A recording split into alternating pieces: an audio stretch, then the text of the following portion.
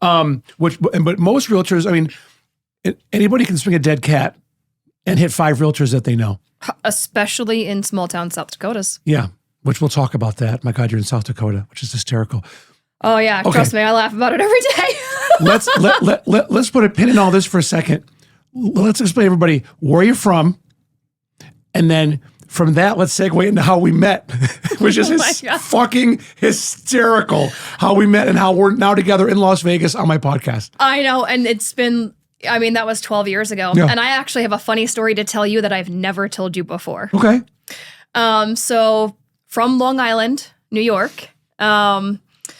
Wow. Yep. I have a degree in broadcast journalism and social media marketing, and it pays dick in Brooklyn, but it pays even less in other areas of the country. And so I worked for HGTV, all these other things, History Channel, did all that stuff. And then one day, my friend at the time, who's now my husband, said that he was moving to St. George, Utah. And so I said, that sounds fun. I'll go with you. And so I followed his family and went out there, and now, we're married, but met you in St. George. 2005, 6? Something like that. Yeah. Right? Yeah. The Mormon Mecca. So that was Mormon Palm Springs. Yeah, yeah. And you were definitely a breath of fresh air there for sure for us. And back then I was Mormon. That's because for 13 years I was LDS. Now I'm obviously not LDS. Right, yeah. Fuck. Fucking cult. Sorry, but y'all are a fucking cult. Yeah. So you guys had a deli. Yep. That was amazing. Thank you. Oh yeah. Jesus Christ. Like I'd go just hang out with you guys because one of my best friends in Candid, New York, John Grosso, owns Casa Italiana, and he's from south of the boot, from Palermo, Sicily. And so I'd go to his place and just hang out with him and drink espresso and fucking hang out. Even though I was Mormon, I felt like I was home. Yeah. To hang out with you and Mickey. Yep. Your then friend. Boy, were you guys dating then or no? No. Okay. So back then it was just like work together. You guys would fight. It was wonderful because I'm like, yeah. I'm like, they're going to get married. They're going to get married. And now we're married and we never fight. Never. That's the best one. Well, it's like they say, how do you get a Jewish girl to stop sucking your dick? Marry her. I've not ever heard that. So it could be like for you guys, it's like, how do you stop fighting? Let's get married. Yeah, right. That's when people generally fight. No. Now it's like you live together, you go through everything every day, so nothing is ever worth fighting over. You just figure it out. Thank you. Right? Life's too short. Yeah, absolutely. Okay, so we met, like, I want to say 06. Yeah, I think it was like 2006-ish, and you had that little like college like frozen burger joint. Yeah, and Fargo's drive-through. Yeah, and you guys decided to sell it, so we went to go look at some of your equipment. Yep. And so we still laugh about this story. So you bring us into this kitchen, you're showing us all this different stuff that you have going on, maybe some equipment we want to buy, and you have this thing sitting on the counter. And it's like this box with a drawer. And I was like, what is that? And you pull the drawer open and there's like water in there and the frozen burgers. And you're like, oh, it's the patty warmer. And we were like, what? We did not even know that was a thing. And you're like, oh yeah, college students, you just throw it on there. And you were like, did you want to buy that? And we were like, fuck no, we don't want to buy that. No, we're not buying that. How dare you not want to buy my patty warmer? And it is like the funniest story to us to this day. That's awesome. Yeah, we're always like, oh my God, Fargo, the patty warmer. That's awesome. I remember that now. I remember that. Yeah. It was kind of like an auto sham, like a thing that it just keeps the burgers moist and hot. Yeah. But we were just like, it's gross. It's gross as fuck. Yeah. Gross as fuck. It's gross as fuck. But those little fuckers would buy that shit up. Oh my God, you were so busy. Yeah. You were so busy. Well, we were not so busy. That's why we don't live there anymore. And well, the thing was, and the restaurant business, it becomes your mistress. Or like it's here. And with what I did with my act with Becky, it was like we won all these awards. We're here. Yeah. I won best chef in Southern Utah. I know. I remember that. And people were like, "You cheated!" All these passive aggressive Mormons were like, "Well, good brother, Yeah. You paid for votes." And all I did was I printed out from the magazine the ballot. I made hundreds of copies, Beth. And I would highlight every single award we can, best hot dog, best milkshake, best place for lunch, best chef. I put it on the tray whenever we gave someone food and a pencil and said, if you think we qualify, here, go ahead. It works. Fucking landslide. Yeah, it works. I remember the next year they stopped doing best chef because people were so pissed. Like legitimate chefs, like with culinary training, were furious with me. Those fucking Mormons. Don't hate the player, hate the game, motherfuckers. Yeah. All I did was go outside the box a little bit. It wasn't illegal. What I did, now there might have been maybe a few kids. I was like, hey, I'll give you a little kitty cone. Go ahead and vote for me. Yeah. Yeah. All right. If that's it, cones. then, you know, I think you know, Hunter Biden's done worse. Yeah, no Let's kidding. just say that. Yeah, they got a different kitty cone. So. Holy shit. So that's how we met, which is hysterical. And then we've always stayed friends on social media. Yep. And, you know, I was in real estate forever. Mm-hmm. Thank God got out. And, you know, no offense to you, but oh, fuck. Like out. Where now it's like, but I love having people on that are realtors because most realtors suck. Yeah. Most realtors are horrible. And with the lawsuit that's now out with NAR, okay, you know what? There's been a reckoning. All the shitty ones gone. Yep. Like with AI, people are like, it's going to put people out of jobs. Actually, AI is going to make people that are good even better. And it's going to make the shitty ones gone. Yes. Like yep. coders and and all AI that. is not going to take over the jobs. What it's going to do is what you just said. It's going to take the people who have no work ethic, who are getting paid an exuberant amount of money, and they're going to actually have to go either find a different job or actually get off their goddamn ass and work. It is insane to me, but it shows, if you long play it, it shows somebody's methodology and how they think. Yep. That if you come from a defensive standpoint instead of being growth mindset proactive, well, where are you at? Yes. If you fear a computer, then you're weak. What you should be saying is, how can I use AI to increase my business? How can I use AI to make my business larger, make it grow? How can I reach more people through AI? Not sit there and say, well, it's going to ruin my fucking business, so I'm pissed about it. It's technology. It's technology that everyone should embrace. Yeah. As a realtor, are you using AI? And if so, how? So as a realtor, I am definitely not using AI to its fullest extent, but I do use AI. I use it a lot of times not to write my descriptions on my listings, that's for sure, because all it ever tells you is meticulously maintained. I'm so tired of hearing that. So we don't use it for that, but it's really good just for certain scripts if you want to use for that. But to be honest, I don't really use AI too much. I write my own scripts for things. I do my own lead generation, cold calling, things like that. Good for you. Wait, but you're old school. Yeah, I am. And you've always been old school. Yes. Right? Yep. And so let's talk about your success, because how long have you been a realtor now? I'm in my third year. And how many homes a year? I'm selling over 50 homes a year, including my first year. Yeah. Yep. Oh, this is why she's on, because most of your realtors suck a bag of dicks, and she's amazing because of what she just said, just so you know. Okay, let's keep talking. Sure. I always break the fourth wall, by the way, but fucking do that. So talk to me about what is it that you're doing that like in detail, what are you doing to credit your success as a realtor? So I don't really think that it's any one thing. One, I answer the fucking phone. If my phone rings, I'm going to pick it up. I don't care if I'm out with the girls. I don't care if I'm out to dinner with family. I'm going to answer my phone. And that's what most people don't do. I mean, should you protect your personal time? Sure. But in the long run, I'll have my personal time later. Right now, I respect myself enough to know that I have to work 24/7 to get to where I want to be in 10 years. And so I answer the phone. I make sure that I prospect every single day. I'm really adamant about hitting my contacts. Who am I calling? Who am I reaching out to? I'm specific about it. I'm really big on calling expireds and for sale by owners. I can convert any expired or any for sale by owner and make them show that they can't do it on their own, or that their last agent sucked, and now I need to come in and do the fucking job right the first time, like that person should have done. Come on. Okay. Let's talk about that for a second, because calling expireds and FSBOs is one of the worst things ever. I love it. And one of the most challenging things ever. Like, that's like every new realtor, the broker's like, Hear it from our title company. Here's a list of fucking expireds. Go, and you get your fucking brains bashed in. Oh, I love it. I love it. Come at me. Because you're just a sadist? Like, does Mickey have a red room? Like, what's going on? Like, okay. I mean, whatever.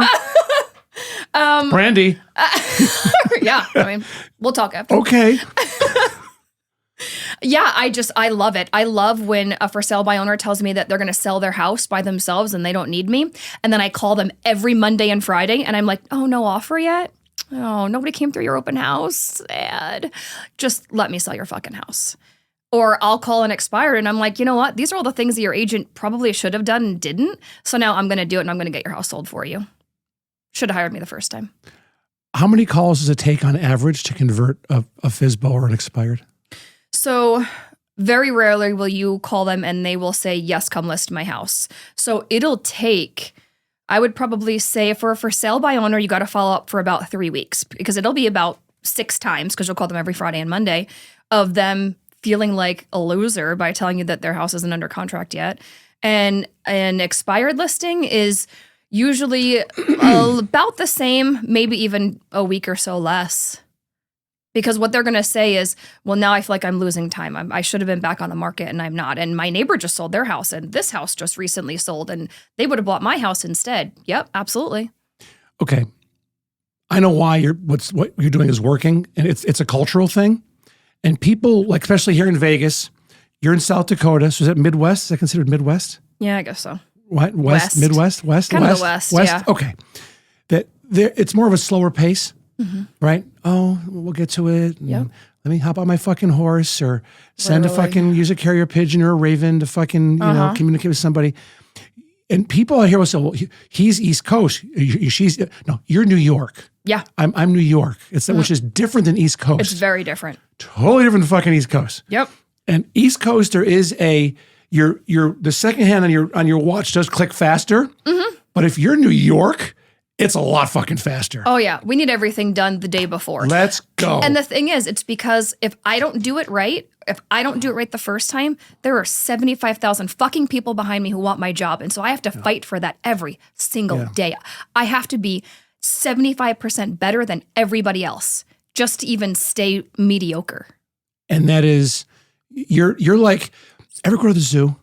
I love going to the zoo. Okay, same. Like, I'm sorry for the people who think that they're caged animals, but I enjoy them being caged because it's the only way I'm going to see a fucking polar bear. Fucking love zoos, right? I take my kids, we go to San Diego Zoo's great. Yeah. I love going to the monkey zoo. They're throwing shit at each other. I love They're the monkeys. fucking just going off on each other. Yeah. I tell people here, like, I get that here about me in Vegas. And I'm like, it's like going to the zoo and going to watch the monkeys. It's watching somebody from New York. It's fantastic. Because it's like that's exactly this what it's shit show, literally and figuratively, but you can't not watch it. Yeah. And it's a wonderful, and you keep coming back. Yeah. And you want to be engaged with them. Mm-hmm. And I think that's a cultural thing with people from New York, that it's like, no, shit's got to get done. Mm-hmm. Right? And so as a realtor in South Dakota, which, I mean, are you in Sturgis? So close. I'm a half hour from Sturgis. I'm in Spearfish. Okay, so Spearfish, that wasn't founded by Indians at all. All right. No. Not at all. Christ. Oh my God. Okay. What's the population of Spearfish? 13,000 when Black Hills State University is in session. Oh my God. Mm-hmm. And what's your geographic territory? So I'll drive, basically I'll drive within an hour or so. We have a lot of snow. We have a lot of hills. And so in the wintertime, it's nice to be a listing agent because then everybody else drives around and shows your properties. The summertime's absolutely beautiful, though. And are the winters harsh? Yes. Harsh? Not as harsh as everybody thinks unless you're up in the Deadwood, South Dakota area, which is about a half hour from where I am. Okay. Huge difference in elevation. Your video was great, by the way. Thank you. We'll talk about that afterwards. I love that video for multiple reasons. The Thanks. cuts, everything, your information, all that was fucking on point. Thank you. And if you can, get me a copy of like the unedited, or the edited, but the B-roll, like not from Instagram. Okay. Get that to me. Sure. And I'll have my guys weave that in to shorts. Okay. Because that's cutting edge marketing. Well, here's the best part. There are some outtakes that I want and I have to get from from the videographer, because I started off the video and I was like, if you know who Calamity Jane, and I was like, what's his name? And then I started Calamity Jane, and what the fuck is his fucking name? And there's like tourists walking by, and I couldn't remember Wild Bill. And so there's tourists walking by, and I was like, what the fuck is his fucking name? And the tourists are like, and then I was like, oh. Who's this mental patient? Wild Bill. Wild fucking Bill, Beth. Wild fucking Bill. And I'd be like, okay, go. Please get that to me. Please get that shit to me. Oh my God, yes, get that back to me. But it is, again, you're a niche person because you're someone you're from Long Island. You're not from New York City. You're from fucking Long Island. Yeah. And you're in fucking Spearfish, South Dakota. Yeah. Yep. And like I said, it's gorgeous. South Dakota is great. It's still Absolutely. the American dream. You can live there, and it's great because I wouldn't be able to do and stand out the way that I do as much if I was still on Long Island, because there's a bazillion people on Long Island, again, doing what I'm doing. And out in the South Dakota area, there's not. What realtor board association are you a member of? So we have Black Hills and Mount Rushmore. We have 2. How many realtors? I don't know, like 300 and something, maybe more. I don't know. Here it's like 18,000. Oh yeah, no, we don't. In have Vegas, that. Las Vegas realtors is like 18,000. Do you think let's talk about the lawsuit for a little bit, because it's like, or fuck it, let's just keep it business as usual. Let's roll. So with the NAR lawsuit, has it affected your business at all? Have you got calls from people saying, why should you use you as a buyer's agent? Like what do you think?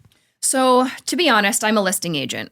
I've really branded myself and switched my business about 1.5 years ago, so that I don't have to be driving around. But what I think is going to happen is we're going to go to a flat fee, and it's going to be based on the price of the house, and that's what the buyer's agent is going to get as a flat fee.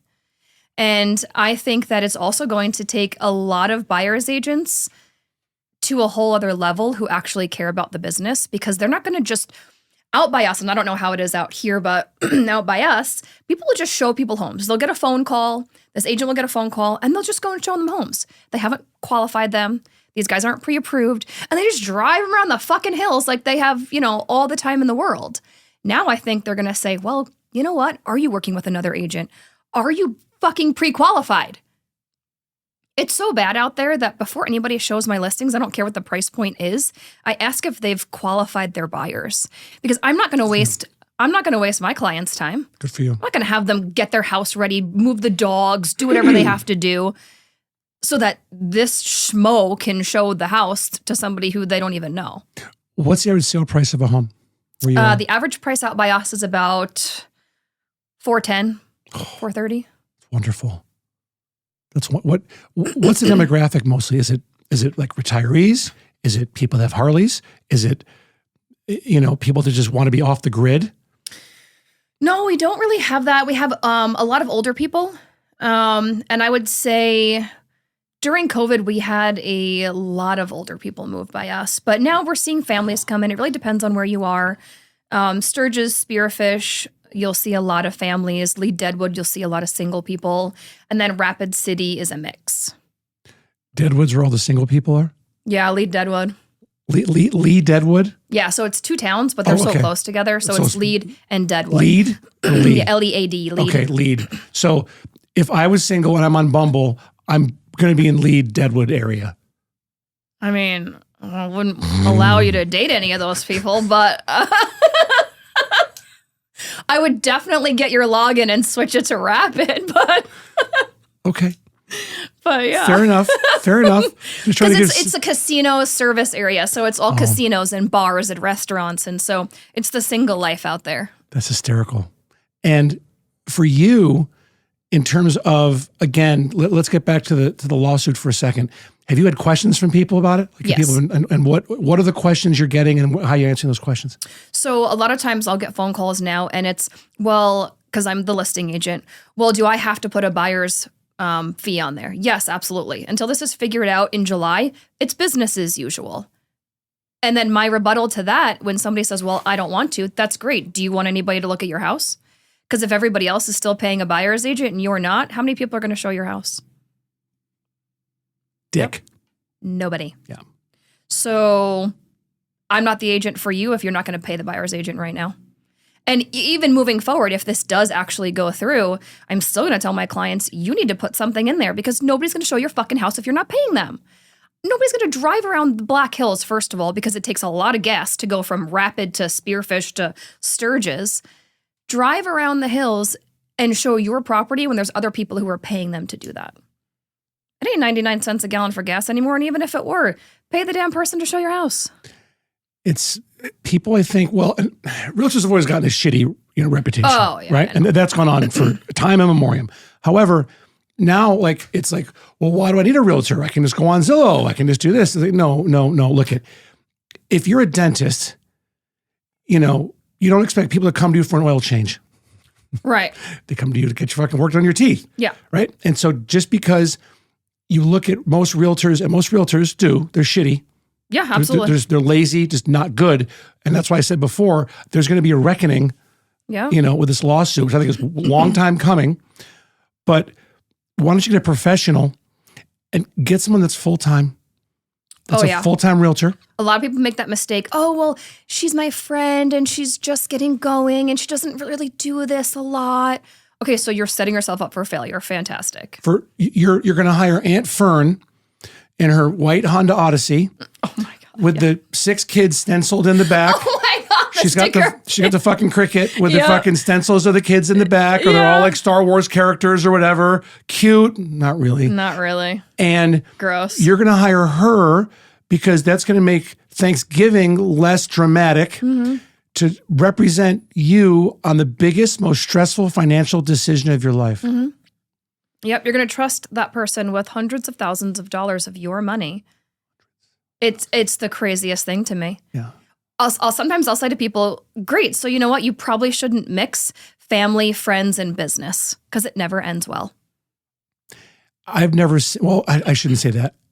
No, it doesn't. It doesn't work. Family, friends, and business doesn't work. No. It doesn't work. Like I represented my cousin Mike on him and his, now they're divorced, but his wife Jen sell their house, buy another one. I'm like, I don't want the commission, don't worry about it. I'm like, and I love them, got them great deals, but all the work I put in, I did it for nothing. I was just getting started, right? So I was like, okay, let's do it, but now I'm looking back going, oh, fuck. Yeah. Like, come on, man. Mm-hmm. And so it's interesting. Do you do flat fee now at all? No. Do you do 1%? So how we do it is it's 3.5 to the listing agent, 2.5 to the buyer's agent. Okay. Which is fair. Yep. It's fucking fair. Mm-hmm. Why is it that most real estate podcasts are boring as fuck? Because I think eventually you should have your own podcast. I don't know about that. I do. Shut your fucking mouth. That's something we're going to talk about later. Okay. Okay. Because you're good. Thank you. Okay. You're good, honey. You're fucking good. And you have great personality. Most real estate podcasts are fucking awful because I'd rather go to the dentist than watch a fucking real estate podcast. But you have a personality that's so much bigger than that, right? I appreciate that. Thank you. Well, you do. You're welcome, but you do. And so it's like you bring that to the table. The funny thing is I feel like I'm such an introvert. I feel like I'm quiet. I feel like I'm an introvert. And so when you're with KW, we were with KW for a long time. We left them and now we're with Real Broker. But when we were with KW, you have to take this test and it's this DISC personality test. And so it tells you, what kind of DISC, who you are on the DISC. And so I'm a high D, which means I'm no bullshit, straight to the point. Weird. And then you're a driver. Yeah. And then I was a C, which, detail oriented, all these things. And I had no I, which is, social intellect. talker. Yeah. And I still have no S, which is, the soft side and whatever. I don't have any of that. But it's like, cry me a fucking river. But anyway. Did Mickey give you a disc profile? I know, he probably should have. He probably should have. Mickey, why did you not give Beth the disc profile? How dare you? Tony Robbins has one online for free, you motherfucker. I know. He's always like, you're so heartless. I'm like, You've known me for 16 years. Why is this a shock? This came about right now? Recently. And he's like, this revelation? yeah. He said something. And I was just like, whatever. And he goes, you are so heartless sometimes. And I'm just like, okay. News? I'm confused. Yeah. Well, maybe they changed his meds? Like, I have no idea, but anyway. Oh, that's hysterical. Okay. Yeah. So then recently, my team owner had said, your personality has changed and now you're very social, you're a talker. And I was like, no, the fuck I'm not. Well, last night I'm at in Caesar's Palace, that Joe's restaurant, seafood, prime steak. It was phenomenal, by the way. And they didn't pay me to say that. It's delicious.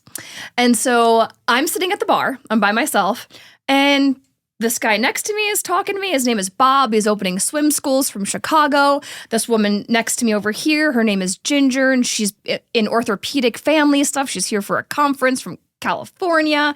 And so I'm just talking up a storm with these people. We're following each other on social. And I messaged my team owner, Jeff, and I was like, fuck you, my eye was showing tonight. So, but I still feel like I'm introverted. You're not? Yeah, I guess not. Okay, you're not. Just let you know. It is, well, but Vegas, it's like, you can't not talk to people here. Oh, trust me, 3 years ago, I could have not talked to people. I would have sat in my room.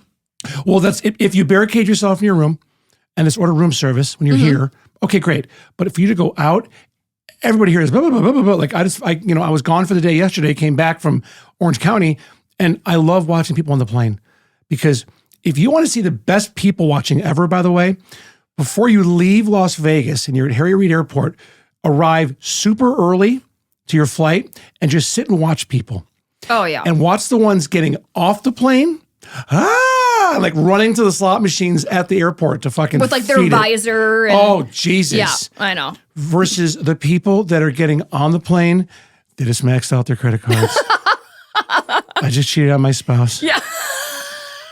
And I don't know the sexual orientation of who I was with. Oh, yeah. Because it went somewhere and I don't know where it went, and I have no more money and I feel awful about myself. Yep. Like, that's not everybody. You can see that look. Oh, I believe it. Their body language is just, and they're just like listening to their fucking music on their fucking No, headphones. it's not even music. They're like back to listening to their motivational books. Like, so they're just like, life's still okay. Yeah. Life's still okay. Or it's like sad love songs by Barbra Streisand. Because they're about to get divorced. They're like, oh, I got to break it to him. I got to break it to her. Or they're like, how do I compartmentalize this? Yeah, exactly. Oh, what happens in Vegas? How do I push this down and keep going? How do I've never done that much cocaine in my life.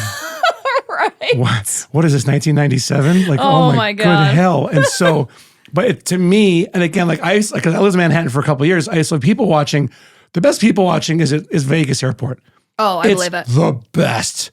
And it's even better when you're on the plane to get that vibe. And you get caught up in it too if you don't live here. I've been here 15 years. When you live here, you're immune to it. But when you are not, when you're flying here, you're jacked up, man. You're like, I'm going to fucking Vegas. Let's roll, baby. Sure. Let's roll. Even the fucking flight attendants are all over it. You know, last night on fucking Southwest, they're like, let's go. We're going to Vegas. Oh, yeah, no, they love it. The pilot, even when we landed, he's like, vacation, not probation. I was like, well, that's actually really clever. That's really good. I like that. But honestly, the Vegas airport gives me Mormon PTSD because it reminds me of when I lived in St. George and I would fly back to New York like twice a month. And you have to go to the Vegas airport. And so you'd take that fucking St. George shuttle and you'd take it to the airport. And so, we pulled in and I got off and I was like, oh my God, I don't live in St. George anymore. I don't live in Utah anymore. I'm just here to hang out with Jeff. You want a really funny story about the St. George shuttle? Yes. I used to drive the St. George shuttle. Shut the fuck up. Did you get fired? Yeah. I believe it. CJ Wade, the kid that his dad is Stephen Wade that owns all the dealerships. Yep. And CJ was like, they have 16 kids, but he's like heir apparent to everything. Only 16, weird. Well, shocker. Like they must have had Loser. Cable must have worked that one night. Yeah, exactly. Couldn't go at it. And I needed a job. I didn't make money. Like I was in between jobs or something happened. It was before Fargo's opened up. I had nothing going on. And Becky and I, like, we had Alex and Izzy. And so it was like, and she was like, you got to start making money. And so I talked to CJ. I'm like, can I work for you? So for about 6 months, I drove that shuttle. That is crazy. I drove that shuttle, man. So did you like say fuck too many times and that's how you got fired? Or I remember, I think it was more like I was challenging. It was CJ ran it, and then his brother-in-law, I forget his name, was a good kid, would run it. And it was just, I was also angsty and pissed off and felt better than I shouldn't be doing this. I was taking one for the team. Shocker. yeah. Ego. Sure. Mid-30s, ego, immature on my part. And I'll fall on the sword for that. Mm-hmm. And I think it was just that resonated to the management. Like, who's this fucking kid? Like, I've bought and sold companies before, and the fuck are you doing? Like, you're doing it wrong. Yeah. Do it this way. You're like, here are all the things that you're doing wrong in your successful business. Yeah. And so they were like, Jeff, good brother, it's time for you to, fucking get out of here. That happened there's a couple places there that and then there was the other place, I forget the guy's name. He owns a bunch of fucking real estate. I opened up a deli for them. I had Fargo's too, but I opened up a deli for them, kind of like downtown St. George. Jennings was the last name. And the kid, very popular Mormon last name. Shocker, right? Like Christensen. Yeah. Smith. I was going to say Smith. Yeah. And so they fired me. I remember he had his lieutenant fire me, and he was in the other office. And I'm like, you're fucking weak. You have no fucking balls. How dare you fucking fire me?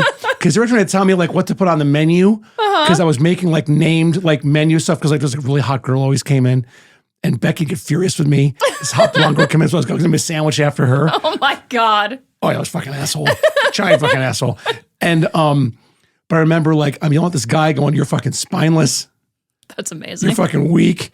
And I know that whatever JJ, whatever his fucking name is in the other goddamn room, Enoch, whatever goddamn Mormon name is listening to every word we're saying. You guys are fucking spineless. And I walked out of there like, okay, well, there's another job I fucking lost. Yeah, whatever. The end. And I don't think that's ego. Honestly, I think just, again, when you're from New York, that's just what you say to people. Then you walk out. You're like, here's the honest truth that nobody else is ever going to tell you. And you're welcome. And that's a good point, because looking back at it now, and like you, for the first time ever at 54, with my own company now, I'm 1099 for the first time in my entire life. That's amazing. Thanks. Because I've never been happier. Oh, yeah.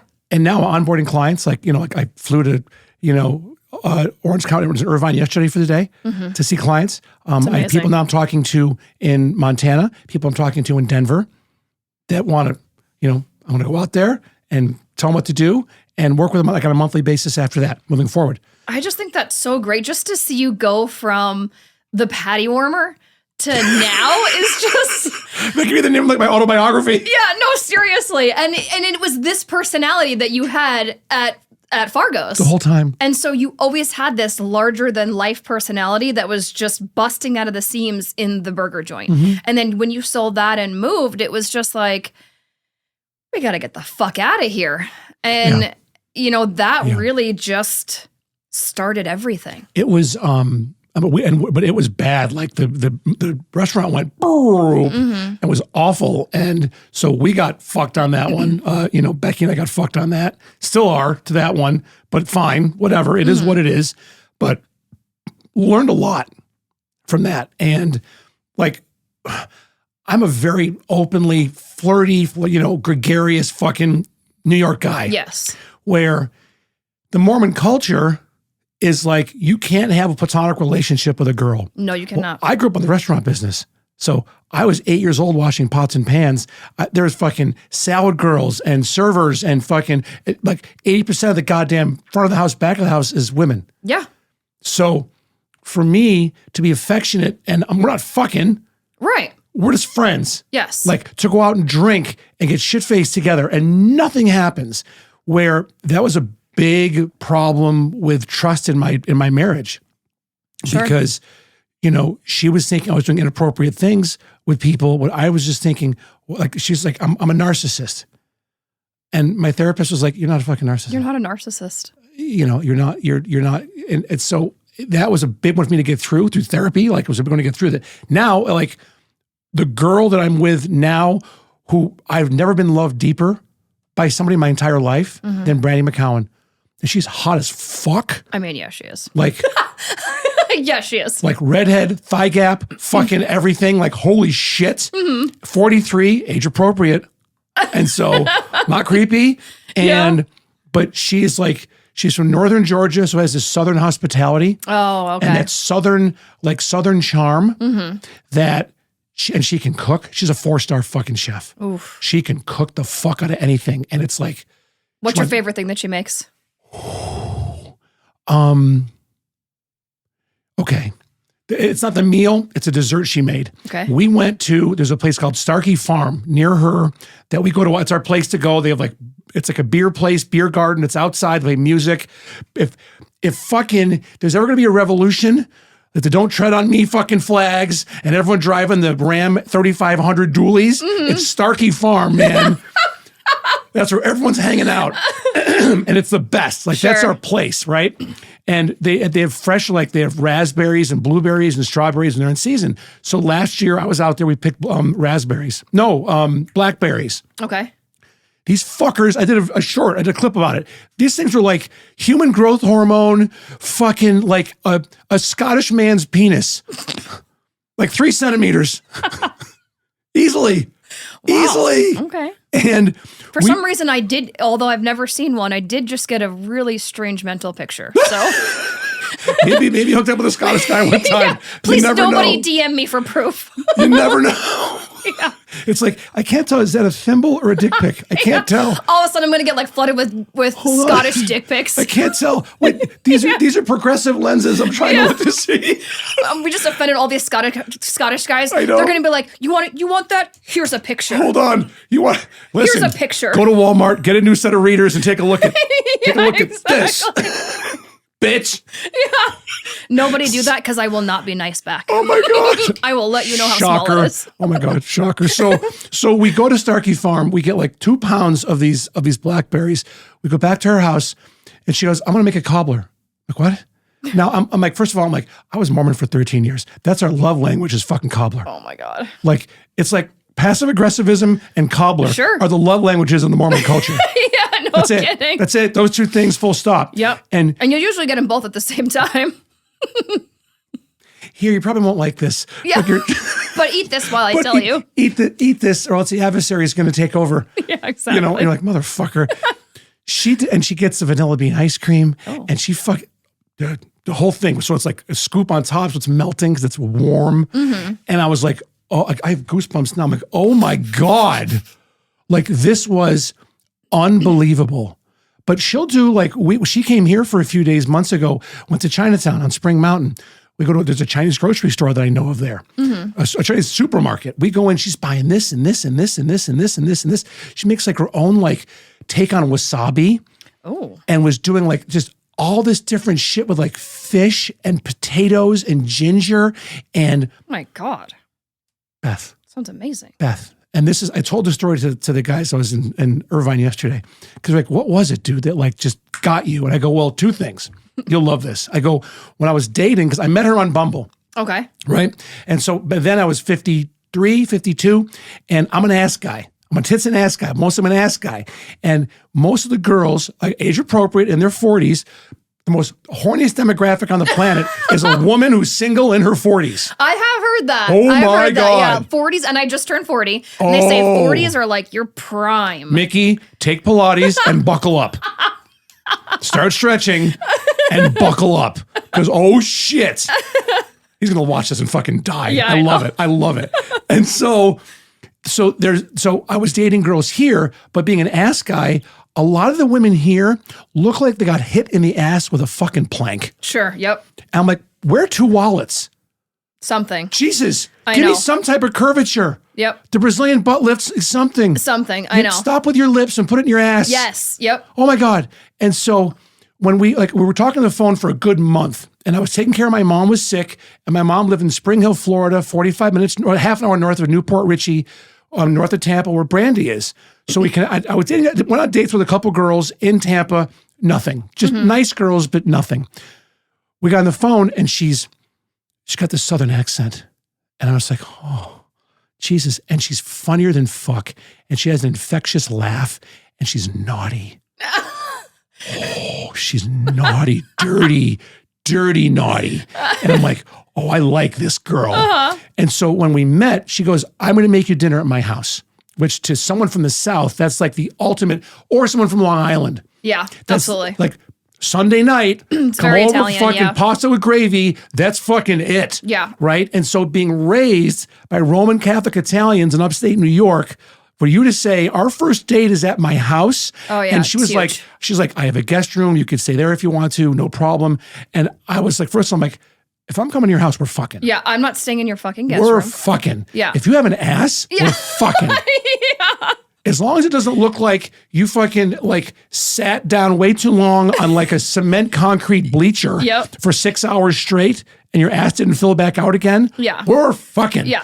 And so she meets me at the door and we hug and then she turns away and I look and her ass is fucking perfect. You're like, the stars aligned. Fucking perfect. Like, Sure. I'm like starting to get like blood flowing in places that like, and no blue pill. And I'm like, oh shit, something's fucking gonna work here. And so she's cooking and I'm like, can I help you? She's making dinner. She's like, nope, I'm good. And then she did have me help with, she did like a horseradish sour cream. Oh, okay. Like a creamy horseradish. Creamy horseradish. And so I'm making that and she comes over with like dill and like throws it in. And just the way she did it, like, I love a woman that is assertive, except for in the bedroom. Then that's my fucking territory. Fair. I'm in fucking charge there, bitch. Fair. And most women who are assertive want that. Yes. And I knew I don't that. want to be in charge all the fucking time. I don't want to be in charge everywhere. Put me in my goddamn place. That's something I found when I was dating. It took me, I was single for 3 years before I met Brandy. My type is a woman who is intellectually my equal or superior to me. And assertive in her job, assertive with who she is as a woman, but knows her role as a woman in traditional gender roles. Yes. Right? I want to be able to come home, close the door, and know that it's okay that I want to clean the house and do laundry and cook dinner and then in personal settings, I don't want to fucking be in charge. No. I have to be in charge all day, every day. I run teams for real estate in South Dakota and Scottsdale, and I have agents, and I'm constantly making big decisions and restaurants.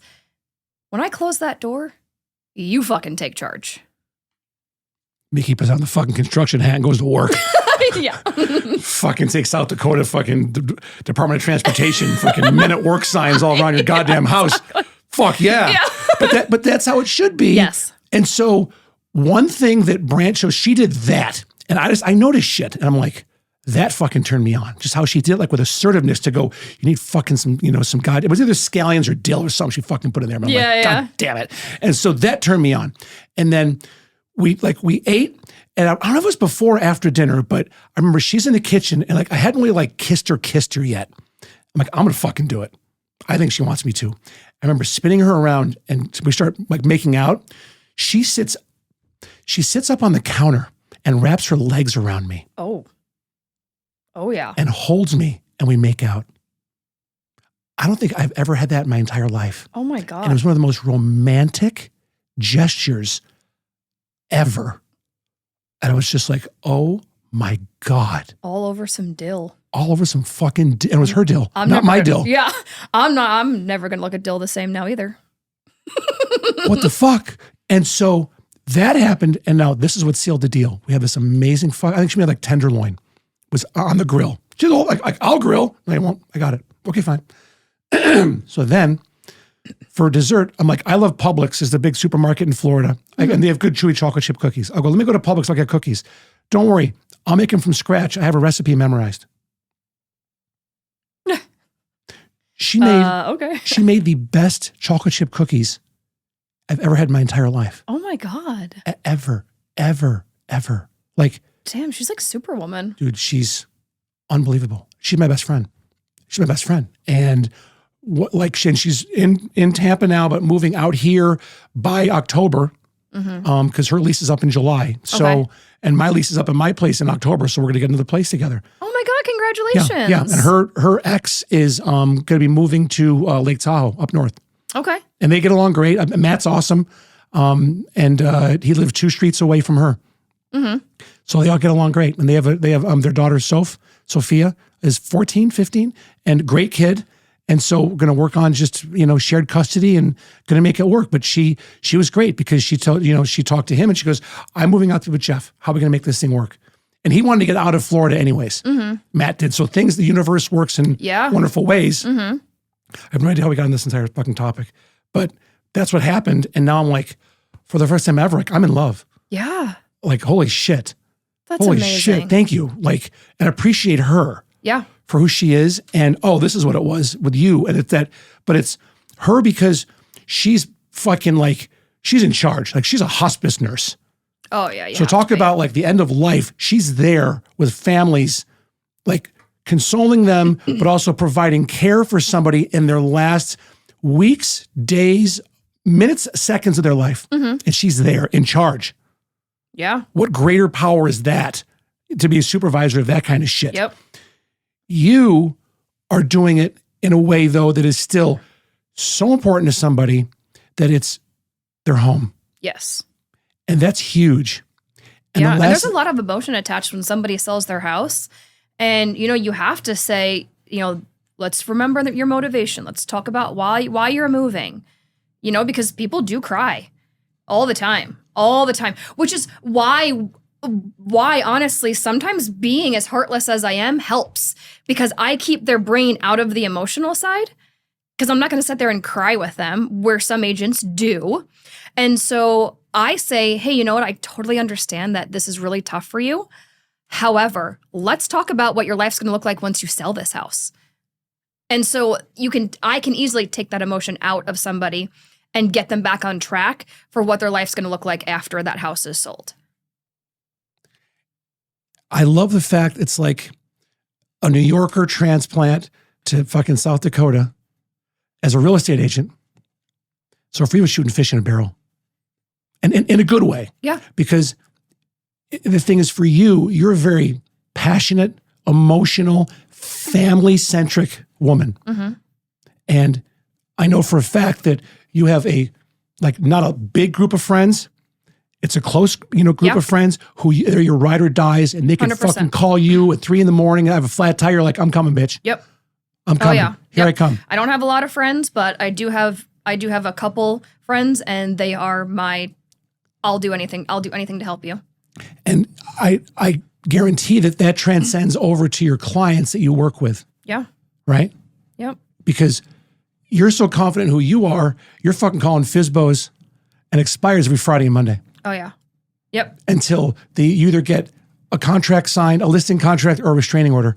Basically. That's it. Yeah. Right? Yeah. I will call them until they literally say, don't ever fucking call me again. And then I might call them one more time just to make sure that they were serious about it. I know that you said never fucking call you again, but were you serious? And sometimes people are like, nah, just come list my house. Honestly, you will get yelled at. And then it's like, okay, no problem. I'll step back until Friday, and then I'll call them on Friday. And this is like when I was calling people, when I was in real estate, it was like, and I would say the same thing, and I would go, don't you want someone that's going to, like, if I'm working this hard to list your home, don't you want someone to work this hard to sell your home? Right. Mm-hmm. Instead of Aunt Fern and her fucking Honda Odyssey? Yeah. Yep. Mm-hmm. What is the mom's vehicle of choice in South Dakota? What do they drive? Is it a minivan or a pickup truck? Oh, God. Everybody. SUV? A lot of SUVs. We don't really have minivans. So a lot of like big SUVs or like big pickup trucks. I mean, it's crazy. There are some big pickup trucks. I mean, and I'm 5'3". I identify as 5'8", but I'm 5'3". I identify as 5'8". Is that with heels and hair? Yeah. I identify as 5'8". It's totally fine. Oh my God, I love you so much. Okay. I'm short. And so sometimes if you feel like you have to get into a client's pickup because they want to take you up into like the fucking hills to show you this piece of land that they acquired and now they want to sell, And it's literally like they have to like boost me up sometimes if they don't have the steps. Because you got to like hold on to the oh shit handle. I have 5-inch heels on. I'm trying to pull myself up. You know, I can't do it. And so they're always just like, do you need help? And I'm like, oh, can't you just get a smaller fucking pickup truck? But yeah, so 5'3" is tough out there in South Dakota. What do you drive? I have a Jeep Rubicon. Perfect. For out there, it's perfect, right? Yep, I love it. It's hunter green, leather interior, the tan leather. I built it. Funny story about this. So I grew up with not a lot of money at all. And with every level that I've built my business and that I've worked for, you always sometimes feel like you don't deserve the next thing that you never thought you could afford.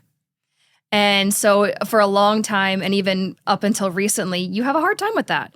You know, who am I to drive this $70,000 Jeep? Who am I to, you know, buy red bottom shoes? You know, in South Dakota, by the way. I know. Yeah. Who am I to do these things? And we have a team in Scottsdale, Arizona. So I saved my red bottoms for Scottsdale. But there's a video of me when I first joined the team I'm on now. And I was driving this like little cheap black Jeep. And I was like, I'm never going to buy another Jeep. I'm going to drive this forever. I don't need anything that expensive and fancy. And they videotaped me saying that, knowing that that's how I felt about myself, that I didn't deserve anything better. And so a year and a half ago, I built that Jeep that I have now. And I had it delivered. And they just still play that video. And you know, you do. A lot of people don't talk about that. You know, they're embarrassed to talk about how they grew up, and I'm not, because I worked really hard to get to where I am. And you definitely have those days where you say to yourself, I don't deserve this. I'm looking at a third house. I don't deserve to have 3 houses, but I do. I worked hard for that. Nobody gave me anything. It's something that you appreciate it more. Because you never had it. Yes. Right? And it's a double-edged sword, because you're like, do I really deserve this? Yeah. Like, it's uncomfortable. It is uncomfortable. Yep. Right? Yep. But they always say, you know, if you're not uncomfortable, then you're not growing, you're not changing. And so the minute I feel comfortable, I'm like, all right, I'm going to go buy another house, or I'm going to go, you know, invest into this because I want to be uncomfortable. That uncomfortable, that oh shit feeling gets you up in the morning. Yeah. What is it that really, like, let's talk about motivating factors of you. Sure. I mean, it's inbred. It's in your DNA. Yes. Right? 'Cause that's all you knew growing up, and that's just it. Mm-hmm. But what is it now that just gets you out of bed? Oh, what gets me out of bed? Fear of being poor, to be honest. Fear that I'm going to wake up one day and I didn't work hard enough and I lost it all. I am extremely driven. And I don't think it's really just one thing, other than the fact that I never want to wake up one day and I lost everything and it was my own fault. And so I don't care what it takes. I don't care if it's 7 days, 20-hour days, I will do it. Do you ever take a break? Do you ever take a break to avoid burnout from the pace that you've set for yourself? No, I usually have to be forced to take a break. I think that I'm a firm believer of what Grant Cardone says is 0 days, where you're always doing something to move your business forward. So even if it's a Sunday, I am putting notes in my client CRM to make sure I didn't miss anybody.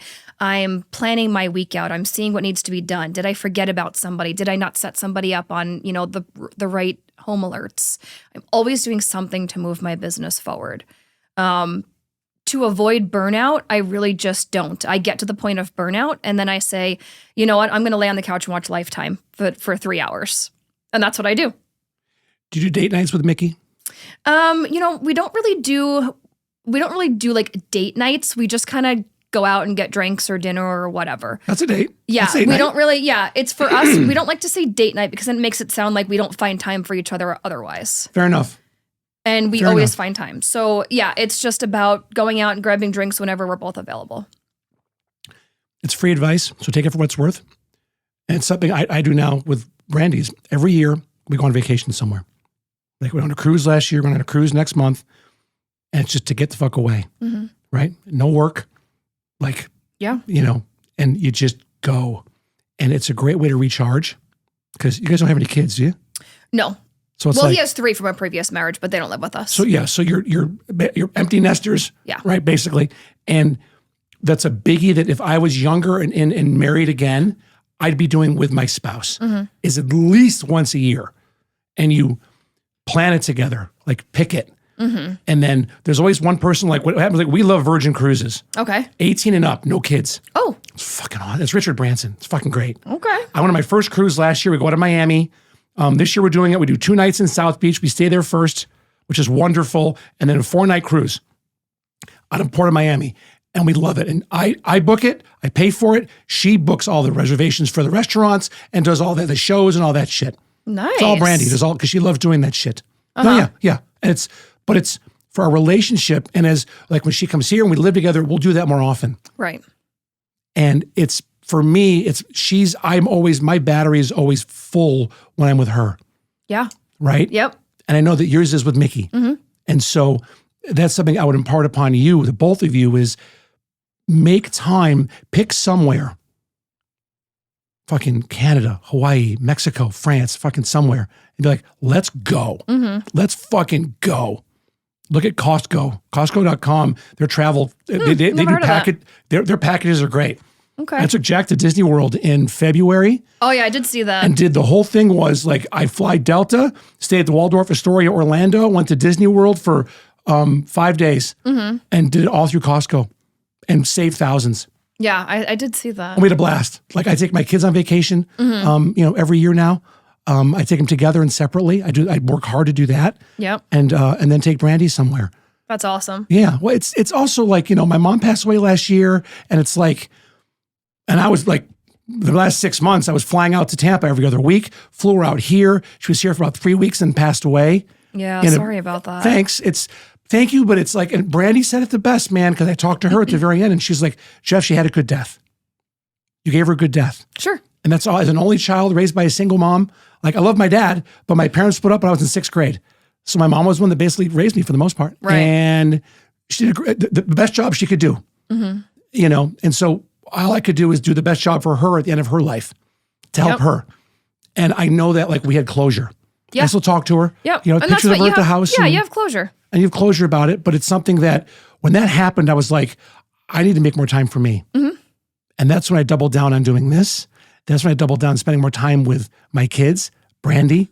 Like now I'm like, oh, shit, it's like awesome. Yeah. But when I was in my 40s, you're still like, 30s and 40s, you're like work. Yeah. Where studies have shown really, you make a lot more money when you're 50s because of life experience. Sure. And you start to introduce more balance into your life.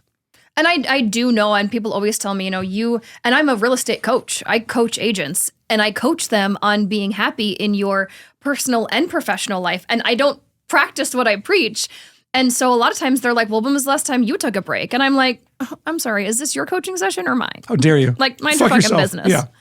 Yeah. But yeah. And so I do definitely get burnt out, but I just know that I'm okay with it. I'm a workaholic, and I'm okay with being a workaholic.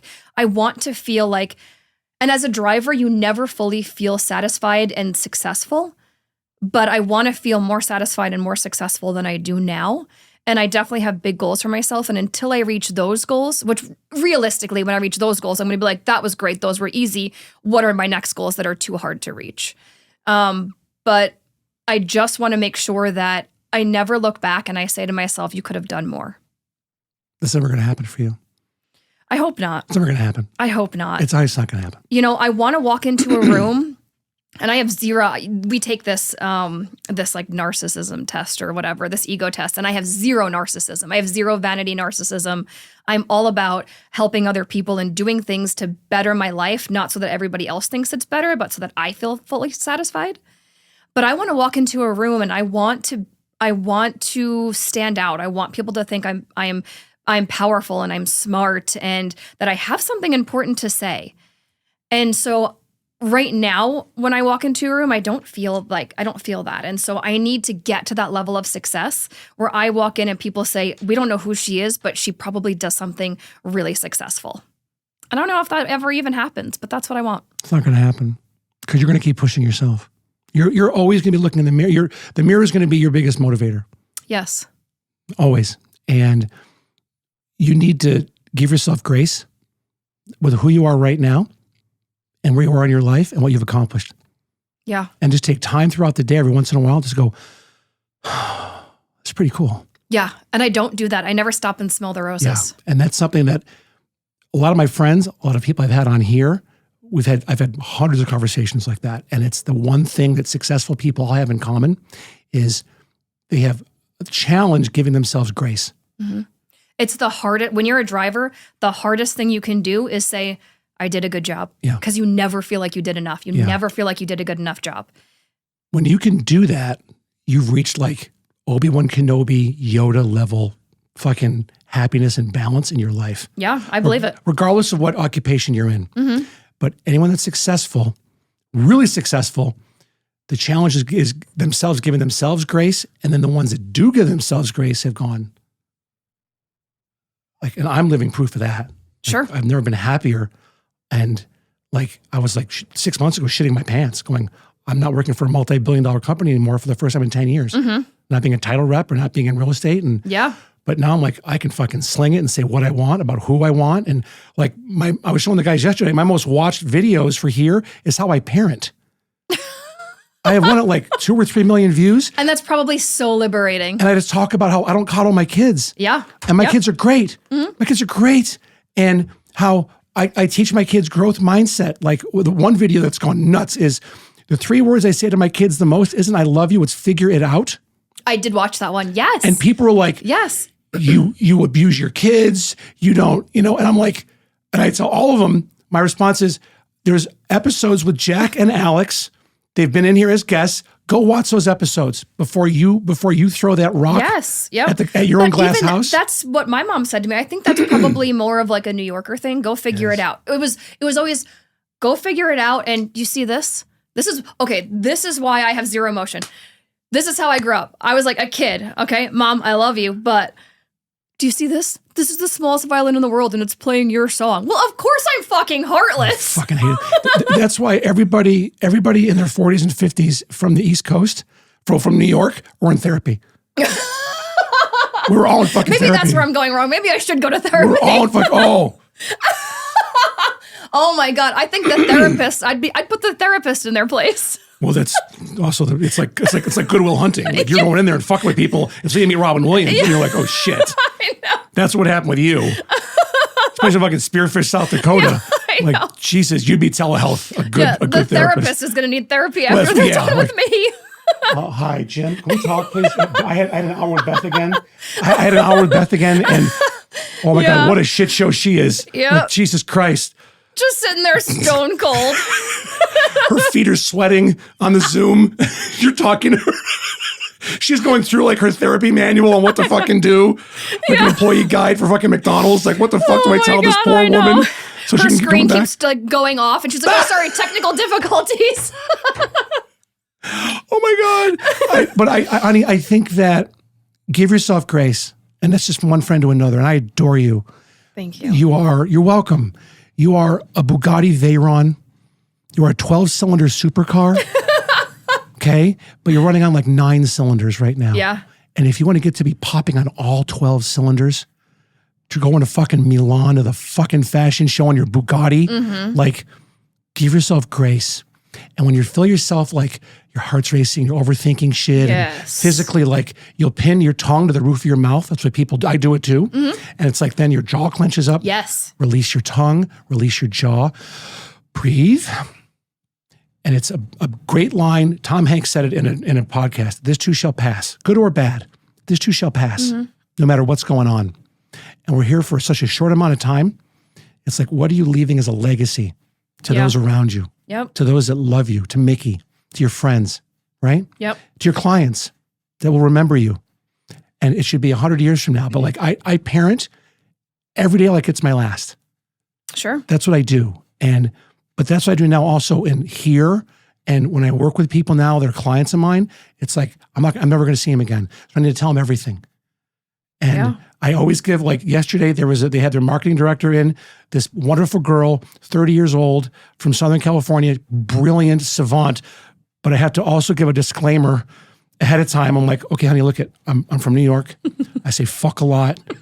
I don't mean to fucking, hurt you or whatever, but this is California. I know y'all here are a little fucking, oh yeah, granola, little different with shit. And that's fine.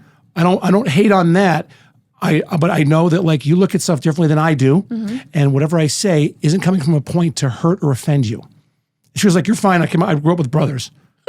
Like, okay, let's roll, cunt. Here we go. Let's roll, cunt. She's like, too far. I did actually. I waited for about a half an hour and I did drop because she mentioned somebody else that I knew, and she's like, I can't stand her. I go, she's one of my best friends, but she can be cunty. And she died. Everyone there died. So it's like, but I'm saying all this not to talk about me, but it's more to give an example of you're already that person to everyone else. Do it to yourself too, and be just open with yourself to the point where you can go, I'm tired. I'm going to fucking take, like a lifetime break. Yeah. Yeah. And lay on the couch for 3 hours. I love that. Yeah. Oh yeah. Lifetime. I love that because you can just turn your brain off and watch, shit. I can watch somebody else who had like something really fucked up happen to them, and then Lifetime turned it into a movie, and so and then we find it entertaining. Yeah. So it's like, whew, shit ain't that bad. Do you sit and like go online and see like when they do a movie how accurate it is to real life? Yes, I do. But I wait because I don't want to spoil the end for myself. So yeah, I do that. Yep. Actually, I just downloaded a movie to watch on the plane on the way here. What was it? I don't remember what it was, but it was some Lifetime movie. And I mean, it was pretty accurate. I was like, whew, a lot of times they'll change a couple things or whatever, but no, I mean, it was accurate. If you were on a deserted island all by yourself and could pick one movie, what would it be? Oh, it's called Shining Through. It's my favorite movie. It's a World War II movie. Melanie Griffith is in it. And it's a movie where she is a Jewish spy. And she goes over, and it's just a great movie. It's from the 90s. And if you haven't seen it, you have to watch it. Shining Through is my absolute favorite movie. And then if I couldn't find that one, because it's tough to find, Jurassic Park. Why Shining Through? What about it?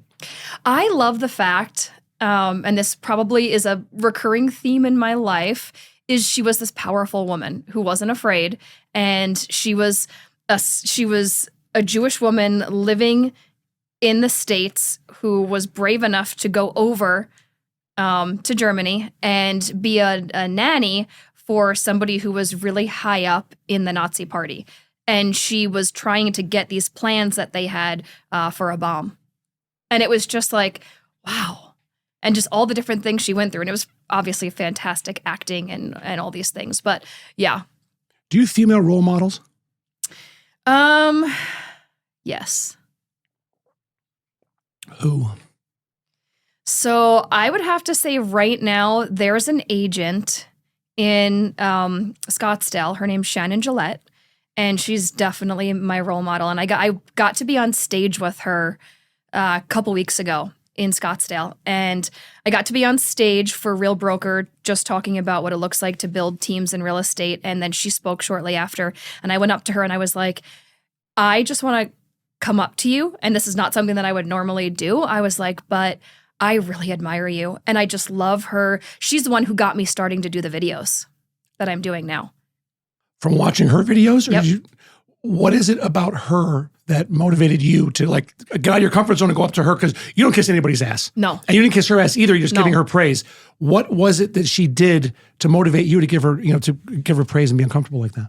She's consistent with her videos, with her social media. And what she made me realize is when you're paying for a videographer to come out, you're not going to video the house, because when that house sells, your content that you paid for is old. What you're going to do is you're going to do all these aerials of the surrounding town. You're going to spotlight places, main streets, things like that, so that you can connect it to your other listings. And that was like a light bulb for me. And so I called our photographer who also does our videography, and I was like, here's what we're doing. And he's like, I love it. I fucking love it. Right now, he's grabbing a bunch of my listings from the lead Deadwood area, and he's going to reattach it to that video that I did. Yeah. That was my next thing I was going to say, is because that one video you've done is phenomenal. Thank you. Like, so good. Thanks. And it's like, because the ones you were doing, and you still do them every once in a while, which is fine, is like, Here's like you and then the house. You and then the house. Yeah. That's what everyone And fucking even does. I was getting bored with it. And that's what everyone does. For you to do the one where you're, what are you throwing? I'm throwing a stone. And so funny story is I'm right-handed, but because the way that the sun was that day and the angle of the house that I wanted, I had to throw left-handed. And so I'm like a complete like spaz trying to throw it the first couple times. And he's like, okay, throw it again. And so finally we got a good one. No, I was going to say, you throwing is like, you don't, again, they say like, throw like a girl, but it's not like, and most girls like throw better than fucking guys. The way it was so good. Thanks. You're welcome. It was so good. Yeah. And that's a $2.4 million listing that I have in the Deadwood area. And so I was like, I really want to showcase this property, but I want people to see that it's in the middle of the woods, but you're 5 minutes, you can take your side-by-side and drive to Starbucks.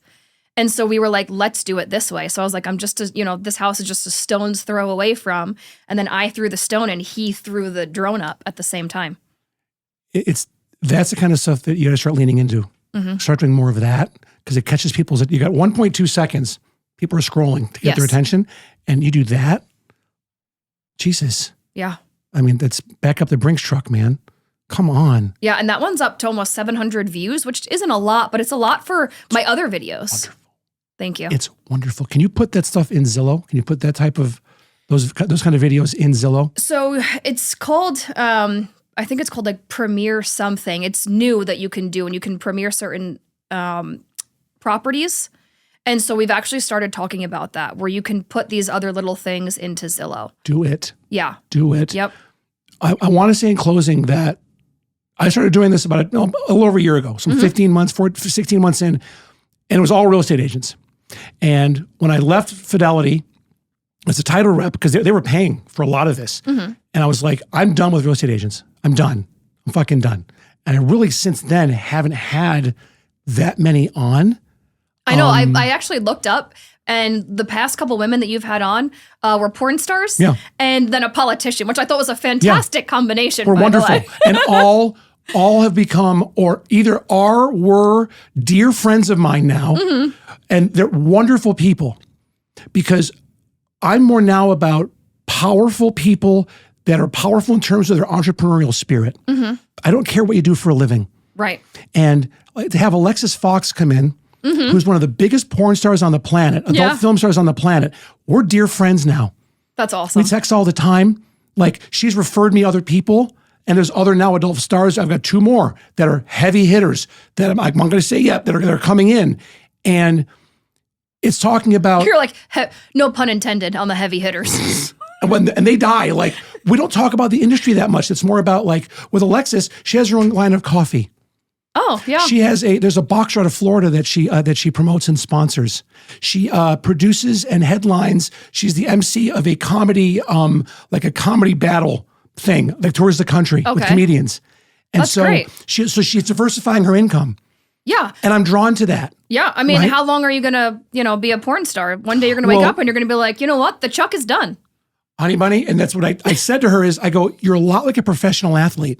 You're making a great money for a not very long amount, even if it's 10 years, that's not a long time. No. And then you're out. Yep. And what are you doing to divert? And because with any of them that come on, I've had 2, and they're both wonderful women, but I met them for coffee, and it's like, let's talk. Because I need to get to know you, because if it's fake or, contrived here, the audience sees it and they're out. Yeah. Where with Alexis and Molly Stewart, phenomenal, strong, powerful women that have other stuff going on and super sharp business minds. And Danielle Gallant is a state assemblywoman. She's a fucking force. She's just a fucking force and is killing it. That's amazing. Her online stuff, because she does not give a fuck. And you can't. She doesn't, because she leans into her own beliefs and doubles down on that. And you can't like care about other people sometimes. You just can't. And that's not narcissistic, that's confidence. Absolutely. And especially, I'm not, I'm not very like, woman, hear me roar. But in a world that is predominantly, men they take charge. Women have to take charge. I want to walk into a room full of men, and I'm your equal. Just because I have tits doesn't mean that I'm any dumber. I'm dumb, or I'm here because of my tits. No, I'm in this room with you because I'm your fucking equal. Can I tell you the other thing that I've just remembered speaking of tits that got me with Brandy is when I first met her, she was smaller chested. I'm like, I don't care. Her ass could be in the Olympics. Like it's a Division I. Yeah. Brandy McCown has a Division I ass. Like it's her solid 10. Her butt is like unbelievable. And she said, and we're talking, and she goes, something, we got on the topic of boobs, and she goes, yeah, I'm smaller chested. I'm looking to get a boob job. And I said, get the biggest ones you can. Without hesitation, she goes, I am. I went, marry me. Right. Please marry me. And she's good because she did get them done, but being a nurse and knowing her body well, they're perfect for her. Mm-hmm. And so if you could like make something perfect even better, she did. Yeah. And I'm like,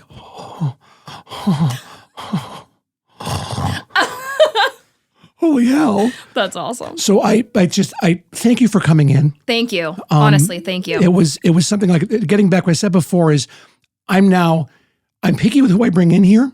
I'm even pickier if it's a real estate agent. And I'm blessed that every once in a while, at least once or twice a month, somebody gets a hold of me and says, hey, can I come on? And I'm usually like, no. Mm-hmm. Respectfully, no. Yeah, it's just because real estate content's boring as fuck. Yes, it is. Especially on a podcast, boring as fuck. Mm-hmm. And nobody wants to know how many homes you've sold.